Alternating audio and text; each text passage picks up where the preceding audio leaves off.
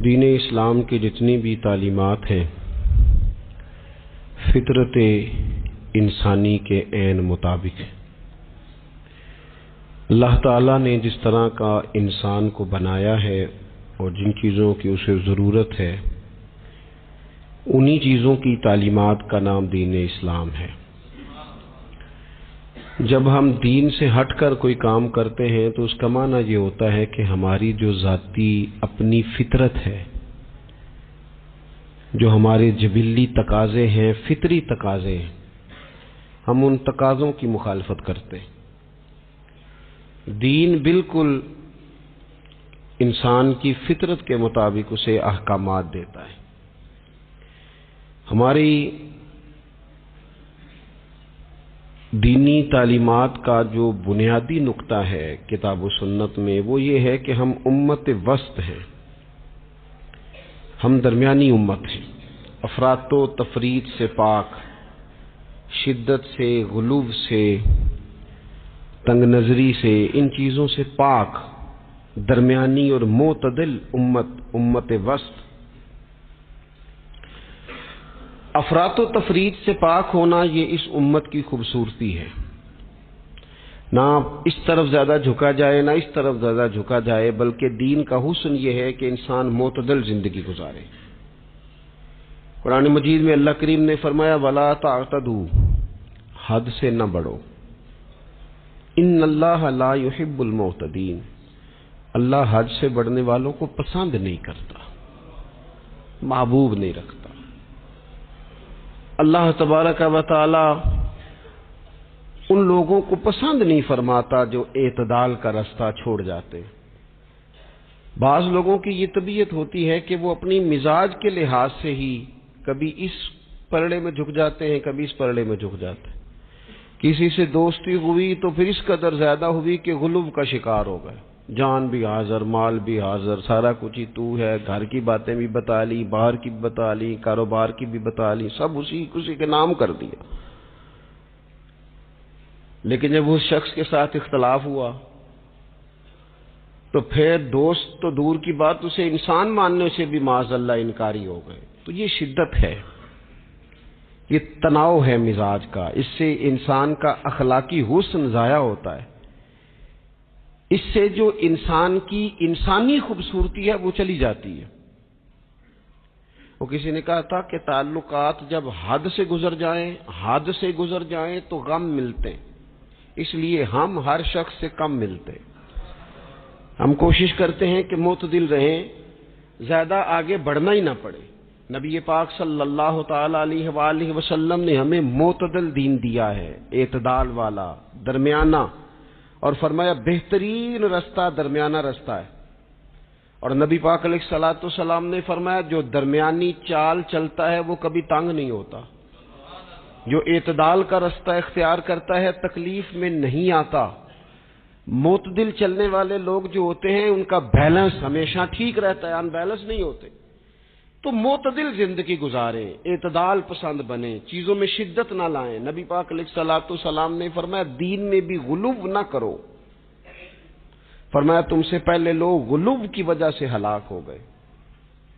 کچھ لوگ غلو کرتے، چھوڑ دیا جی میں نے سارا کچھ، میرا کوئی تعلق نہیں جی، میں نے نہیں بیاہ کرانا، میرا شادی سے کیا لینا دینا، میں نے گھر چھوڑ دیا جی، اب میں نے تسبیحاں ڈال لی ہیں گلے میں جی، میں اب بس مسجد میں ہی ہوں جی، میں فلانی جگہ۔ دین تو اس کو پسند ہی نہیں کرتا، یہ تو حقوق سے بھاگنے والی بات ہے، شریعت تو اس کو سپورٹ ہی نہیں کرتی۔ اور میں نہ جناب چھوڑ دیا جی میں کچھ نہیں کھاتا جی، بس میں تو روزہ رکھتا ہوں ہر روز، ساری رات اللہ اللہ کرتا ہوں، اس کو پسند نہیں کرتا دین اسلام۔ آپ کو معتدل رہنے کا کہا گیا ہے۔ وہ جو رہبانیت اختیار کر لی تھی یہودیوں نے، عیسائیوں نے، غاروں میں چلے گئے، نکل گئے جنگلوں میں، تو حضور نے فرمایا میرے دین میں کوئی رہبانیت نہیں ہے۔ دین تو کہتا ہے کہ آپ روٹین کے کام کریں، روٹین کے، اور روٹین کے کام ہی صحیح کر کے کریں، اسی میں آپ کو اللہ کی رضا نصیب ہو جائے گی۔ لیکن حضور نے فرمایا جو محنت کر کے روزی کمانے والا اللہ کا دوست ہے، سچا تاجر جو ہوگا اسے اللہ قیامت کے دن نبیوں کے ساتھ جگہ عطا فرمائے گا۔ تو نبی پاک علیہ الصلوۃ والسلام نے تو سپورٹ کر دی، فرمایا جو تو کام کر رہا ہے یہی کرتے کرتے تجھے اللہ کا قرب نصیب ہو جائے، اسی کو صحیح کر کے کر۔ یہ جو غلو ہے، یہ جو شدت پسندی ہے، اس سے منع کیا۔ نبی پاک علیہ الصلوۃ والسلام کے گھر میں 3 صحابہ کرام علیہم رضوان تشریف لے گئے۔ انہوں نے جا کے نبی پاک علیہ الصلوۃ والسلام کی عبادت کا حال پوچھا۔ چند صحابہ گئے تو ازواج مطہرات نے ارشاد فرمایا کہ محبوب گھر تشریف لاتے ہیں، کچھ وقت آرام کرتے ہیں، کچھ وقت ہمیں دیتے ہیں، کچھ وقت عبادت میں گزارتے ہیں۔ اب وہ تو گئے تھے جا کے یہ معلومات کریں گے اوہو کہ سرور کائنات تو ساری رات اپنے رب کو یاد کرتے ہیں۔ ہمارے ہاں بھی لوگ پیری مریدی کے سلسلے میں جب کہیں جاتے ہیں تو ان کا خیال ہوتا ہے کہ جو پیر صاحب ہوتے ہیں نا جی، نہ وہ روٹی کھائیں، نہ ان کے ہاتھ میں موبائل نظر آئے، نہ وہ ہنسیں، نہ انہوں نے اچھے کپڑے پہنے ہوئے ہوں، بالکل ایک فقیر آدمی، اور جب بھی ہم جائیں نا وہ تھوڑی، اور لوگ کرتے بھی ہیں یہ کام اللہ ماشاءاللہ، لوگوں کو دکھانے کے لیے وقتی طور پر بعض جگہوں پہ یہ سلسلہ ہوتا بھی ہے، لیکن یہ وہ نارمل زندگی نہیں جو ہمیں رسول پاک نے سکھائی ہے، یہ وہ دین نہیں کہ آپ بالکل کٹ گئے اور آپ حیرت انگیز بات کر رہے ہیں اور آپ جناب بالکل دنیا کا آپ سے کوئی تعلق ہی نہیں ہے۔ یہ تو رہبانیت ہے اور اسلام اس کو قبول نہیں کرتا۔ وہ صحابہ کرام علیہم رضوان نے نبی پاک علیہ السلام کے احوال شریفہ سنے تو وہ کہنے لگے کہ نبی پاک کے صدقے تو اللہ اگلے پچھلوں کو معاف کرے گا، حضور تو محبوب ہیں۔ یہ سن کے اب انہوں نے اپنے دل میں جو ارادہ کیا، کہنے لگے محبوب تو وراء الورا ہیں، لیکن ہم چونکہ گناہگار لوگ ہیں، عام آدمی ہیں، ہم اس طرح کریں گے کہ ہم ساری رات اللہ کی عبادت کریں گے۔ حضور تو محبوب ہے نا، چلو کچھ دیر آرام بھی کرتے ہیں، ہم ساری رات عبادت کریں۔ ایک نے کہا کہ بھائی میں تو ہر روز روزہ رکھا کروں گا نفلی۔ تیسرے نے کہا میں شادی نہیں کروں گا، میں ایسے ہی وقت گزاروں گا، تجرد کی زندگی گزاروں گا۔ رسول پاک علیہ السلام کو جب اس بات کی خبر پہنچی تو پتہ حضور نے تبصرہ کیا کیا؟ قربان جائیں، کیا انداز ہے گفتگو کا۔ محبوب فرمانے لگے یہ میں نے کیا سنا ہے کہ میں شادی نہیں کروں گا اور میں ہر روز روزہ رکھوں گا اور میں ساری رات ہی نفل پڑھوں گا، آرام ہی نہیں کروں گا۔ محبوب فرمانے لگے میں تم سب سے زیادہ اللہ کو جانتا ہوں اور میں تم سب سے زیادہ رب سے ڈرتا ہوں۔ حضور فرمانے لگے میں نے تو شادیاں بھی کی ہیں، میرے تو بچے بھی ہیں۔ حضور فرمانے لگے میں تو روزہ بھی رکھتا ہوں اور میں تو نفلی روزے چھوڑتا بھی ہوں۔ محبوب کریم علیہ الصلوۃ والسلام فرمانے لگے میں تو رات کو عبادت بھی کرتا ہوں اور آرام بھی کرتا ہوں۔ اللہ کے رسول صلی اللہ تعالی علیہ وسلم ارشاد فرماتے فرماتے بات کہاں تک لے گئے؟ حضور فرمانے لگے اپنے یہ سارے طریقے، اپنی یہ سنت حضور بیان کر کے کہنے لگے سن لو بھائی، جس نے میری سنت سے منہ موڑا اس کا مجھ سے تعلق ہی کوئی نہیں، میرے طریقے پہ چلو، جو میں تمہارے لیے اسوہ چھوڑ کے جا رہا ہوں اس اسوے کو اپناؤ، اس طریقہ مبارکہ پر عمل کرو، اعتدال نہ چھوڑے کبھی بھی۔ غیر معتدل ہو جاتے ہیں لوگ، میں نے دیکھا ہے کہ وہ جب بندہ غیر معتدل ہو جاتا ہے تو چیزوں کا حسن ختم ہوتا ہے، اس کا وقار اٹھ جاتا ہے، اس میں تازگی نہیں رہتی، اس کے اندر وہ کیفیت نہیں رہتی۔ یہ دین کی بات ہے نا، تبلیغ ہے، یہ بھی حد سے زیادہ نہیں کرنی چاہیے۔ حضرت عبداللہ ابن مسعود رضی اللہ تعالیٰ عنہ سے لوگوں نے کہا تھا ہمارا دل کرتا ہے آپ روز واز کریں، روز تقریر کریں، ہم روز سنیں۔ تو آپ فرمانے لگے نہیں، ہفتے میں 3 دن بات کروں گا، اتنی بات کریں گے جو معتدل رہے، جو حد سے زیادہ نہ بڑھے۔ وہ ہمارے ہاں رواج ہے نا 2.5 گھنٹے کی تقریر کا، 3 گھنٹے کی تقریر کا، 4 گھنٹے کی تقریر کا۔ تو ہم سے لوگ کئی دفعہ کہتے ہیں اسی تے گل سمجھن لگے تو تسی ختم کر دیتی۔ تو میں نے کہا آپ شروع لیٹ ہوئے نا، ہم اللہ کے فضل سے پہلی بات سے شروع ہو گئے تھے، ہم نے وہ آدھا گھنٹہ تمہید پہ نہیں نہ لگایا۔ تجاوز نہ کریں چیزوں سے، اعتدال میں رہیں۔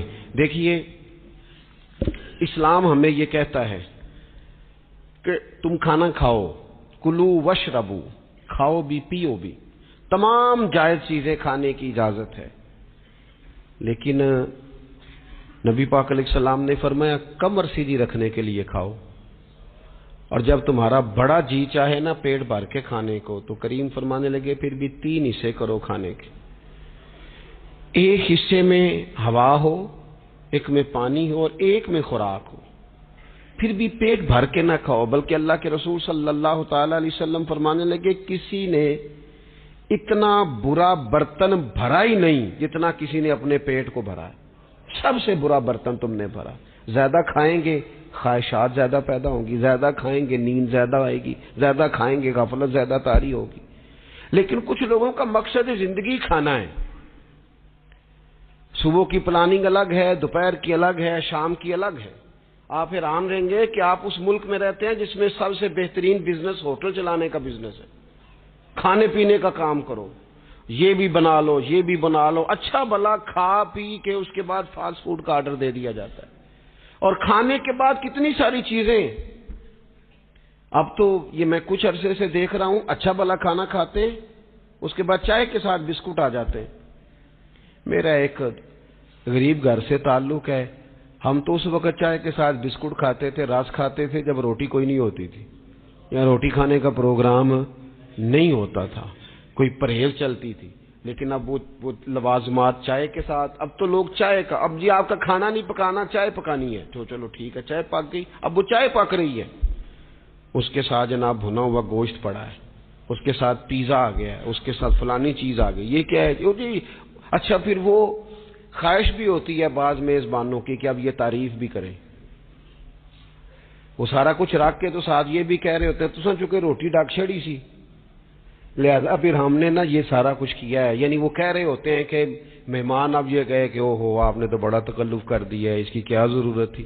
تو کئی مہمان میری طرح کے بڑے پکے ہوتے ہیں، جو روز کے مہمان ہوتے ہیں نا بڑے پکے ہوتے ہیں، وہ تعریف شریف کوئی نہیں کرتے، وہ صاف ہی بات کرتے ہیں کہ تسی ایک شے رکھ دے تھے اسی بھی چاج نال کھا لیں گے۔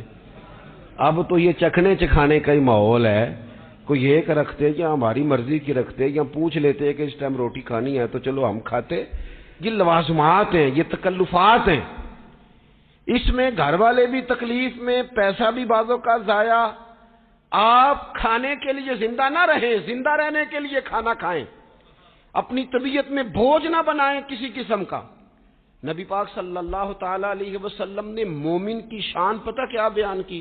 فرمایا کافر اور منافق 7 آنتوں سے کھاتا ہے اور مومن 1 سے کھاتا ہے۔ اتنا فرق ہے کافر منافق کے کھانے میں اور مسلمان کے کھانے میں۔ 6 گنا کم روٹی کھاتا ہے مسلمان، 6 گنا کم۔ حضرت عمر فاروق ملک کے شام میں حضرت ابو عبیدہ بن جراح سے ملنے کے لیے گئے تو کہنے لگے اتنی دور سے آیا ہوں، چھپا سالار اور روٹی تو کھلا۔ تو انہوں نے اپنے بیگ سے رات کا خشک ٹکڑا کھانے کا نکالا اور پانی کا پیالہ دے کے کہنے لگے عمر یہ لو کھا لو۔ تو حضرت فاروق اعظم کہنے لگے یہی وہ مزیدار روٹی تھی جس کے لیے میں تیرے پاس آیا تھا، یہی وہ کھانا تھا، میں تلاش کر رہا تھا کہ یہ تمہیں ملے گا۔ کدھر گئے وہ لوگ جو رات کے کھانے میں فریج بھی نہیں ہوتی تھی، رات کے کھانے میں تھوڑا پانی ڈال دیا اماں نے، اس کو 3-4 دفعہ ابال لیا، رات کی روٹیوں میں تھوڑا سا پانی اور تھوڑا سا گھی، پورا گھی نہیں، تھوڑا سا پانی اور تھوڑا سا گھی، اور ساتھ دادی نانی یہ بھی کہہ رہی ہے کہ یہ پانی سے ذرا نرم ہو جائے گی روٹی، اور پھر وہ کھانا کھایا جا رہا ہے۔ اس کے اندر نہ تو ڈاکٹر آپ کو یہ کہہ رہا ہے کہ یہ نقصان کا باعث ہے، نہ معدے پہ بوجھ بن رہا ہے، نہ اس کے لیے پھر بھائیوں کو جا کے پردیس کاٹنا پڑ رہا ہے، نہ باپ کو کئی قسم کی نوکریاں کرنی پڑ رہی ہیں، اعتدال میں گھر کے اندر ہی سارا کچھ مینج ہے۔ یہ وہ حسن ہے جو اسلام کہتا ہے تم غیر معتدل ہو گئے، تم حد سے بڑھ گئے، تم نے زندگی ساری کھانے پینے پہ لگا دی۔ اور بھائی من چاہی نعمتیں تو جنت میں ملیں گی، ہم نے تو مزے مزے کے کھانے وہاں جا کے کھانے، وہاں ملے گا پھل اور وہاں ملے گی نعمتیں جو بار بار ملیں گی، چہرے ایک جیسے ہوں گے پر ذائقہ بڑا منفرد سے منفرد نظر آئے گا۔ تو وہ جو پردہ غیب میں چیزیں تھیں وہ ساری چیزیں لوگ کہتے ہیں ہاں جی ہم ساری غیر معتدل نہ بنے، تھوڑی سادگی لائیں، تھوڑا درمیانہ راہ، اسلام اس کو پسند کرتا ہے۔ نبی پاک علیہ السلام کی بارگاہ میں ایک مہمان آیا، ابھی وہ مسلمان نہیں تھا، تو محبوب نے فرمایا ایک بکری کا دودھ دھوکے سے پلا دو۔ ایک بکری کا دودھ دھویا گیا پلایا گیا، پھر دوسری کا دودھ دھویا گیا پلایا گیا، پھر تیسری کا، وہ 7 بکریوں کا دودھ پی گیا۔ صبح اللہ نے توفیق دی اور وہ کلمہ پڑھ گیا۔ اب نبی پاک علیہ السلام نے فرمایا اسے بکری کا دودھ دھو کے پلاؤ. ایک بکری کا دودھ پیا, دوسری کا پی نہ سکا, رات 7 کا پی گیا تھا. تو میرے کریم فرمانے لگے یہ مومن اور کافر کا فرق ہے. جب تک یہ حالت کفر میں تھا 7 بکریوں کا دودھ پی گیا, اب یہ مومن ہوا ہے تو اللہ تبارک و تعالی نے ایک دودھ کے ساتھ ہی اسے سیر فرما دیا ہے. اس کی تشنگی اور بھوک اللہ نے مٹا دی کھانے پینے کے لیے, اور اس کا ذہن بھی نہ بنائیں. میں جانتا ہوں جن گھروں میں بچے اس مزاج کے ہو جاتے ہیں, اس طبیعت کے ہو جاتے ہیں کہ آج یہ کھانا ہے, کل وہ کھانا ہے, پرسوں وہ کھانا ہے, وہ پھر کھانے پینے میں سارا وقت گزرتا ہے. پھر وہاں دیکھا ہے کہ اماں بیچاری باورچی خانے میں ہی رہتی ہے, پھر وہاں صرف ایک ہی سلسلہ ہے کہ کھاؤ کتنا کو کھا سکتے ہو. تو معتدل رہیں. تیسری بات یہ کہ رزق کمانے کے مسئلے میں بھی معتدل رہیں. کاروبار کریں, محنت کریں, منصوبہ بندی کریں, کوشش کریں, لیکن پیسے کمانے کے مسئلے میں ڈپریشن کا شکار نہ ہو. یعنی اس کو نہ جینے مرنے کا مسئلہ نہ بنائیں کہ اگر ایک مہینہ کاروبار صحیح چمکا ہے تو صحت بھی ٹھیک رہی ہے, اور اگلے مہینے اگر تھوڑے حالات خراب ہوئے ہیں تو بلڈ پریشر بھی کافی اوپر نیچے ہو گیا ہے. اس کو نفسیاتی مسئلہ نہ بنائیں. پہلے بھی کئی دفعہ کہہ چکا ہوں, پھر کہتا ہوں, 2-4-5 دوستوں سے پیار ہے تو 2-4 دفعہ انہی دنوں میں نا, سال کے بعد آ کے مجھے کچھ دن آتے ہیں نا کاروبار, انہی دنوں میں آ کے انہوں نے مجھ سے کہا, دور سے آئے, کہا جناب ہم کاروباری بندے, حالات ٹھیک نہیں, کوئی دعا بتائیں. تو میں نے کہا جن دنوں ٹھیک ہوتے ہیں ان دنوں کیوں نہیں آتے؟ کیا آج کل حالات بڑے اچھے ہیں, کچھ شکر کا طریقہ بتائیں, کیوں نہیں آتے؟ کیا فلسفہ ہم نے اختیار کر لیا ہے؟ رزق کا وعدہ اللہ کا ہے, اس کو کمانے میں اور پیسے کمانے میں محنت کرنے کا حکم دیا گیا ہے. نبی پاک علیہ الصلوۃ والسلام نے فرمایا جد و جہد کرو, نکلو, اللہ پہ بھروسہ کر کے نکلو. جس طرح وہ پرندوں کو روزی دیتا تمہیں بھی دے گا, لیکن اس میں نفسیاتی مسئلہ نہ بنایا جائے, نفسیاتی نہ بنایا جائے. حضور علیہ الصلوۃ والسلام نے نا ایک جملے کے اندر اس مضمون کو اتنے حسین انداز میں سمیٹا ہے نا کہ مسلمان, یہ ابن ماجہ میں موجود ہے, مسلمان اگر ان 2 جملوں کو کبھی سمجھ جائے نا تو سکون آ جائے زندگی میں, اطمینان نصیب ہو جائے, تیقن کی دولت ملے. حضور فرمانے لگے رزق کمانے کے معاملے میں معتدل رہنا. کوئی بندہ اتنی دیر تک مرے گا نہیں جب تک اس کے حصے کا رزق اسے مل نہ جائے. اتنی دیر تک بندہ دنیا سے نہیں جائے گا, تیرا حصہ تیرے تک پہنچے گا. کبھی بھی بے آبرو ہو کے رزق کمانے کے چکر میں نہ پڑے, کبھی بھی ذہن پہ سوار نہ کر لیں کہ میرا کام نہیں چل رہا, کبھی بھی اس طرح کی طبیعت نہ بنائیں. میں تھوڑی دیر پہلے عرض کر رہا تھا کہ ایک بزرگ نے نا 2 کنجوس لوگوں کو پہلے بلایا, کنجوس آدمی تھے الا ماشاء اللہ, تو ان کے سامنے کھانا رکھا, کھانا بڑا بہترین اعلیٰ کوالٹی کا, لیکن ان سے کہا کہ جناب ہم نے نا ایک سبق لینا ہے آپ سے, تو کھانا تو آپ کو ملے گا اور آپ کی مرضی کا پکایا ہے, پر کھانے کا طریقہ ہمارا ہے. انہوں نے کیا کیا, یہاں سے رکھ کے نا ان کے ہاتھ باندھ دیے. وہ پرانے زمانے میں جو جرہ ہوتے تھے, بازو ٹوٹ جاتا تھا تو باندھ دیتے نا لکڑیاں رکھ کے, تو لکڑیاں رکھ کے نا ہاتھ باندھ دیے تاکہ یہ جوڑ موڑ نہ سکے. تو یہاں سے ہاتھ باندھ دیے کہ روٹی کھاؤ. کنجوس بندے تھے. اب انہوں نے لقمہ اٹھایا, ہاتھ بندھا ہوا, یہاں سے لے جا کے جب منہ میں پھینکا, وہ کپڑے بھی سارے الجھ گئے, حال بھی خراب ہو گیا, پر کھایا انہوں نے مزہ لے کے پورا.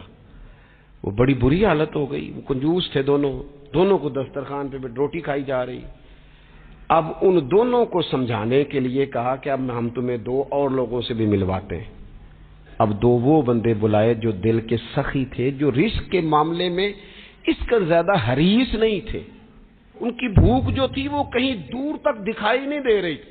انہوں نے کہا جناب ادھر آئے آپ دونوں بھی. ان کے بھی ہاتھ باندھ دیے گئے. کہا آپ نے روٹی کھانی ہے, آپ نفیس لوگ ہیں, ناراض نہ ہوئیے گا, سخی بندے ہیں, پر کھانا آپ نے کھانا ہے, اور ہماری مجبوری ہے, ہم نے آپ کے ہاتھ باندھ کے روٹی دینی ہے آپ کو. وہ 2 بندے بھی آمنے سامنے بٹھا دیے گئے, کھانا چن دیا گیا, ہاتھ یہاں سے باندھ دیے گئے, لیکن وہ سخی تھے. انہوں نے کہا جناب کوئی مسئلہ نہیں، اللہ تعالیٰ توفیق دے گا۔ انہوں نے کیا کیا، وہ لقمہ لگاتے اور ایک دوسرے کے منہ میں ڈالنا شروع کر دیتے، کھانا بھی کھا لیا، کپڑے بھی بچ گئے، نفاست بھی قائم رہ گئی، اور کسی قسم کی کوئی پریشانی آئی، کام خاصا مشکل ہے کسی کے منہ میں لقمہ دینا، کام بڑا مشکل ہے، یعنی کھانا آ جائے، پک جائے، پاس پہنچ جائے، اور پھر اسے توڑ کے بنا کے اتنی محنت کر کے دے کسی کے منہ میں دینا۔ لیکن یہ دے کے دیکھو کپڑے بچ جائیں گے انشاءاللہ، نفاست نظر آئے گی، حسن نظر آئے گا، خوبصورتی نظر آئے گی، اس میں لطافت محسوس ہوگی، اس میں لگے گا کہ یہ بندہ ایسا ہے جسے اللہ تعالیٰ نے اپنے فضل سے عطا فرمایا ہے۔ تو غیر معتدل طریقہ بندے کو رسوا کر دیتا ہے، رسوا کر دیتا ہے۔ وہ مال کمانے تو نکلتا ہے لیکن وہ کمزور ہو جاتا ہے، اس کا مزاج اور طرح کا ہو جاتا ہے۔ میں نے دیکھا ہے، وہ جناب ساری دنیا چھٹی پہ ہے لیکن اس نے کہا چلو آج میں دکان کھول لیتا ہوں، گاہک کہیں بھی نہیں آئے گا تو چلو سارے آج مجھے مل جائیں گے۔ ایسا نہیں ہوتا، رزق اللہ نے تقسیم فرمایا ہے، اور جس کا ہے وہ اس تک پہنچ جاتا ہے۔ تو غیر معتدل طریقہ اور رسوائی والا طریقہ کبھی بھی اختیار۔ اسی طرح کا معاملہ سخاوت میں ہے۔ نبی پاک علیہ الصلوۃ والسلام نے فرمایا کہ جب صبح دن چڑھتا ہے تو فرشتے دعا کرتے ہیں، کہتے ہیں یا اللہ سخی کو زیادہ عطا فرما، اسے زیادہ دے۔ حضور فرماتے ہیں جو سخی ہوتا ہے نا، یہ لوگوں کے بھی قریب ہوتا ہے، اللہ تعالیٰ کے بھی قریب ہوتا ہے، اور جنت کے بھی قریب ہوتا ہے۔ اور یہ جو کنجوس ہوتا ہے یہ لوگوں سے بھی دور ہوتا ہے، اللہ تعالیٰ سے بھی دور ہو جاتا ہے، جنت سے بھی دور ہو جاتا ہے۔ سخاوت بڑی اعلیٰ چیز ہے، لیکن اس میں بھی معتدل رہنے کا کہا گیا ہے۔ معتدل، کچھ لوگ ایسے ہیں جو سخی نہیں ہوتے، یہ میں کوشش کروں گا تشریح آپ کے ذہن کے مطابق کر لوں۔ سخی مزاجن سخی، لیکن اگر کبھی چڑ جائے نا، وہ جتنے مرضی پیسے لے لو ان سے، مزاج میں سخاوت نہیں، لیکن اگر طبیعت ہے اس طرح کی کہ اگر ان کا ذہن آ گیا نا، کبھی کہیں کسی نے تعریف کر دی ہے، پوری خوشامد اس نے کر لی ہے، تو پھر تو جناب ساری جیب بھی آپ خالی کرا دے۔ یہ مزاج کی سخاوت نہیں ہے، یہ تو آپ کی طبیعت کا وہ ابال ہے کہ اگر کسی بندے کو پتہ چل گیا ہے کہ کس طرح کر کے آپ قابو آتے ہیں تو پھر وہ روز استعمال کرے گا، اور یہ ہوتا ہے، یہ ماحول ہوتا ہے۔ میں چونکہ مذہبی ماحول سے تعلق رکھتا ہوں، میں نے خود یہ دیکھا ہے کہ کوئی شخص اگر اس نے زیادہ بڑا منہ کھول کے لوگوں سے مانگنا شروع کر لیا ہے تو پھر تو جناب بڑی بات ہے، مہنگا آدمی۔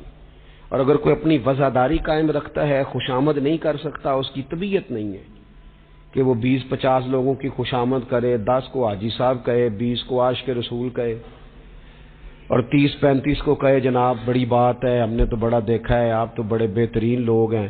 تو پھر جناب وہ اگر یہ کام اسے کرنا آتا ہے تو پھر اس کا مطلب ہے اسے دہاڑی بھی اچھی لگانی آتی، پھر اس کی آواز کا بھی زیادہ سریلا ہونا ضروری نہیں، پھر اللہ تعالیٰ معاف فرمائے، پھر بس ٹھیک ہے، اب میں کیا اس پر تبصرہ کروں، پھر تو ہم دیکھ رہے ہوتے ہیں جس کو وہ عاشق رسول کہہ رہے ہوتے ہیں نا۔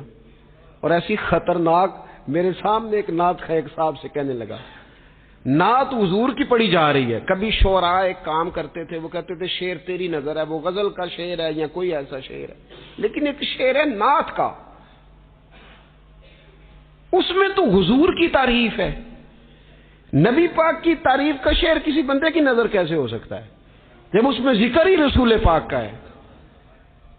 تو وہ نعت خان صاحب کہنے لگے، بندہ سامنے بیٹھا ہے، تھوڑا بہت میں بھی اسے جانتا ہی تھا، تو اسے کہنے لگے حاجی صاحب یہ شعر تہاڈی نظر ہے۔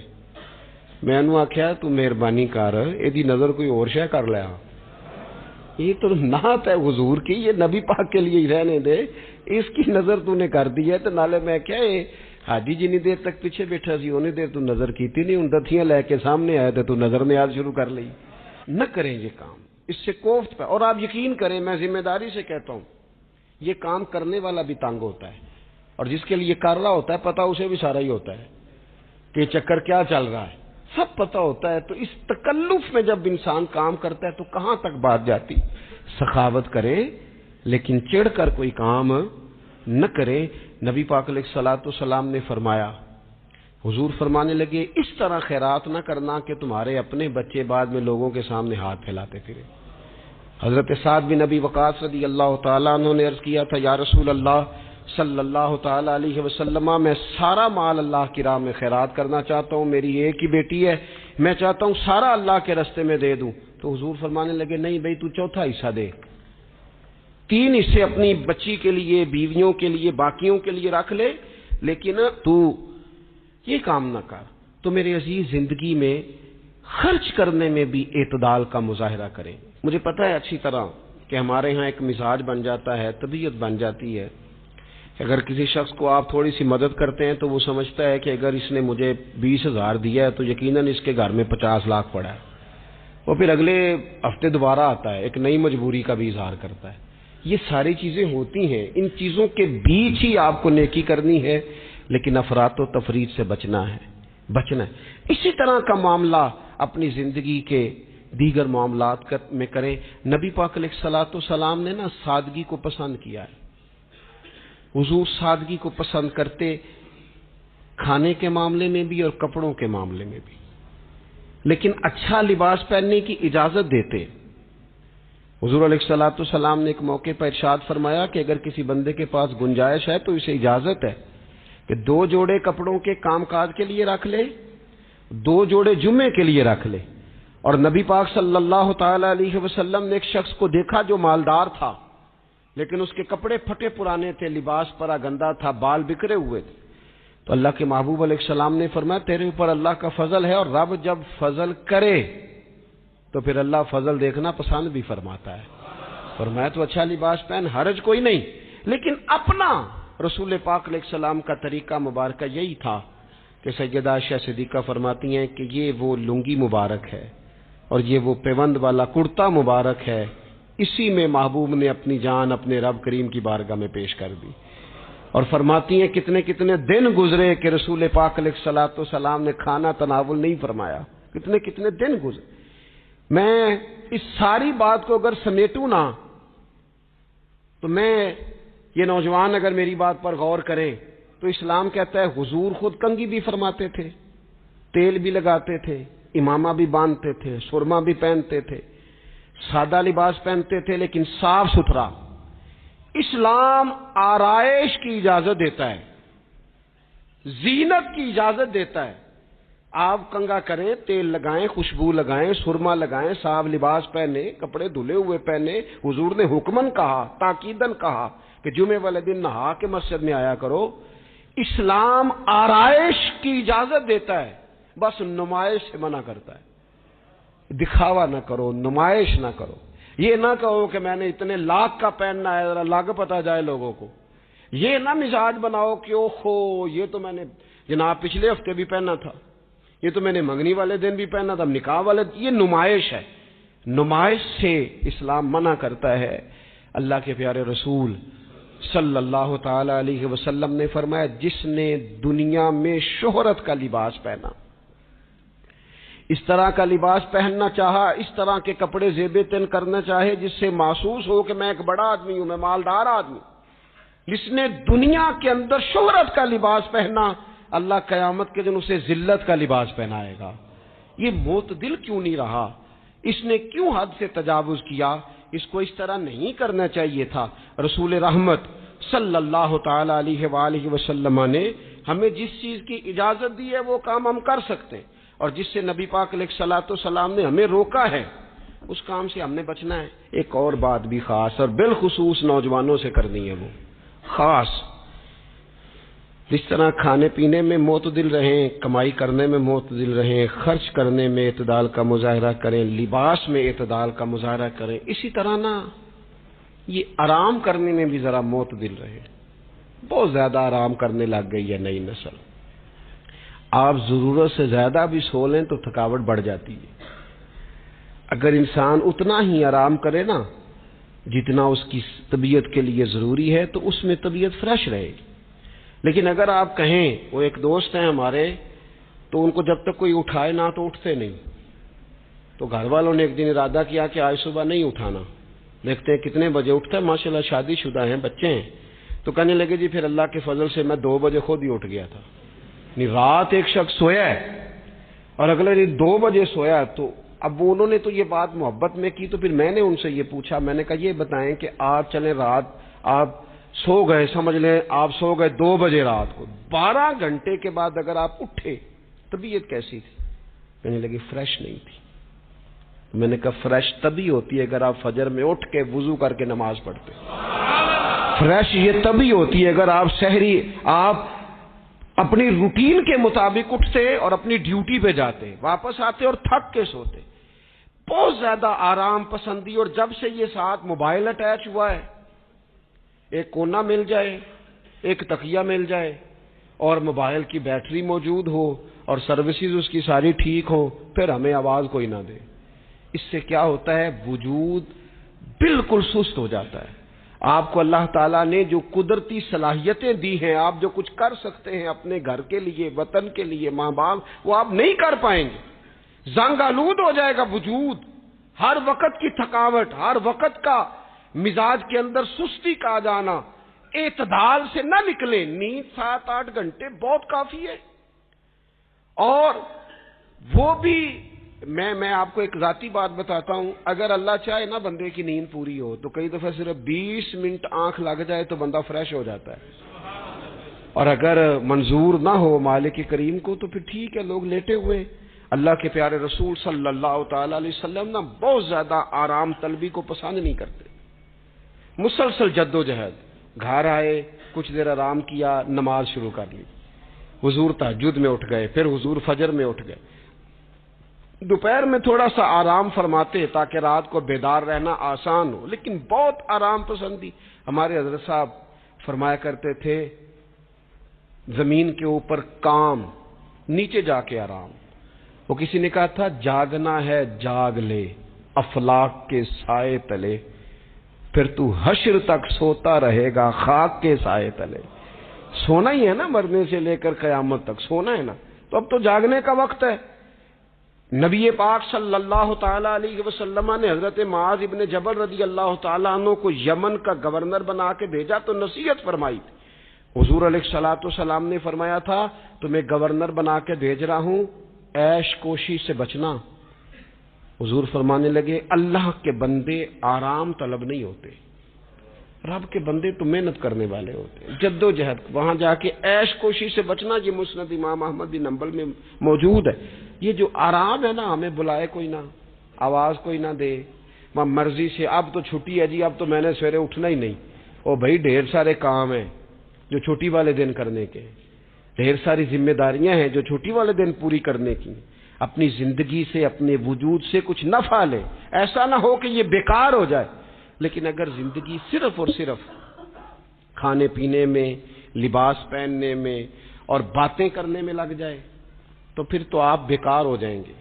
پھر تو محسوس ہوگا کہ جیسے انسان نا خوابوں کی دنیا میں زندہ ہے، باتوں کے ساتھ اپنے دل کو مطمئن کرتا ہے۔ اس نے اچھا لباس پہن لیا ہے، بس آئینے میں اپنے آپ کو دیکھ کے خوش ہوتا رہتا ہے، طرح طرح کے کھانے منگاتا رہتا ہے، بس زبان کے ذائقے پورا کرتا رہتا ہے۔ امام طبرانی حدیث لائے ہیں، رسول پاک صلی اللہ تعالی علیہ وسلم نے فرمایا میری امت میں ایسے لوگ آئیں گے جو رنگ برنگے کھانے کھائیں گے، انواع و اقسام کے مشروبات استعمال کریں گے، طرح طرح کی زیب و زینت کریں گے، اور منہ پھاڑ پھاڑ کے باتیں کریں گے، منہ کھول کھول کے گفتگو کریں گے۔ حضور نے پتہ کیا فرمایا؟ فرمایا یہ میری امت کے بدترین لوگ ہیں، یہ بدترین لوگ ہیں جن کا مقصود ہی صرف لباس پہننا ہے، مقصود ہی صرف کھانے کھانا ہے، مقصود ہی منہ کھول کھول کے باتیں کرنی ہے۔ ان لذات میں جو لوگ پوری طرح الجھ گئے، کوئی خیر کا کام ہی نہ کر سکے، کوئی مقصد زندگی کی طرف ہی نہ بڑھ سکے، یہ بدترین لوگ ہیں۔ عزیز دوستو، ان 3 چیزوں میں ڈھیر سارے لوگ، اللہ تعالیٰ معاف کرے اللہ ماشاء اللہ، اللہ سب کو محفوظ رکھے، اپنی زندگی کو ضائع کرتے دکھائی دیتے ہیں۔ یا تو کھانے پینے کا شوق ہے، یا لباس کی زیب و زینت کی طرف توجہ ہے، یا بس نشستن گفتن برخاستن بیٹھے ہیں اور باتیں کی ہیں اور اٹھے اور اتنی باتیں کی ہیں، اتنی باتیں کی ہیں، اس میں بھی کوئی اعتدال نہیں۔ بہت زیادہ بولنے سے وقار چلا جاتا ہے، بہت زیادہ باتیں کرنے سے باتوں کا حسن ضائع ہوتا ہے، بہت زیادہ بولنے والے کے جملے قیمتی نہیں رہتے۔ بہت زیادہ باتیں کرنے والا آدمی بے وزن اور بے وقت ہونے لگتا ہے، بغیر مانگے مشورہ دینے والے لوگوں کے مشوروں کو لوگ ردی کی ٹوکری جاننے لگتے ہیں۔ اپنی زندگی کو اگر وزادار اور باوقار بنانا چاہتے ہیں تو ذرا لباس میں بھی سادگی ہو، اللہ کی ہر نعمت خوش دلی سے استعمال کی جائے، سادہ کھانا بھی ملے تو رب کی عطا سمجھ کے رغبت کے ساتھ شوق کے ساتھ اسے استعمال کیا جائے، مجلس میں بیٹھا جائے تو سیکھنے کی کوشش کی جائے، دوسروں کی باتوں کو سنا جائے۔ اللہ تعالیٰ نے نا کان دو دیے ہیں، زبان ایک دی ہے، معنی کیا ہے؟ ڈبل سننا چاہیے اور سنگل بولنا چاہیے، 2 گنا سنیں اور اس سے آدھی گفتگو کریں۔ اور ہمارے حضرت تو فرمایا کرتے تھے اپنے جملوں کو چھوٹا کرو، جو بات تھوڑے جملوں میں کہی جا سکتی ہے اسے لمبے جملوں میں نہ کہو، ہر بات کی وضاحت کرنا اور ہر بات کا پس منظر بیان کرنا اور بات کو اتنا لمبا کر دینا کہ اصل بات ہی اس میں سے رہ جائے، بیچ میں سے مدعا ہی ختم ہو جائے، آنے کا مقصد ہی کسی کو سمجھ میں نہ آئے، اس سے بھی انسان اعتدال کا رستہ چھوڑتا ہے۔ تو فرمایا ولا تعتدوا، حد سے نہ بڑھو، ان اللہ لا يحب المعتدین، اللہ حد سے بڑھنے والوں کو پسند نہیں کرتا۔ اللہ تبارک و تعالی ہمیں دین کا جو حسن ہے اعتدال پہ رہنا اس پہ ہمیشہ قائم رکھے۔ آخر دعوایا ان الحمد للہ رب العالمین۔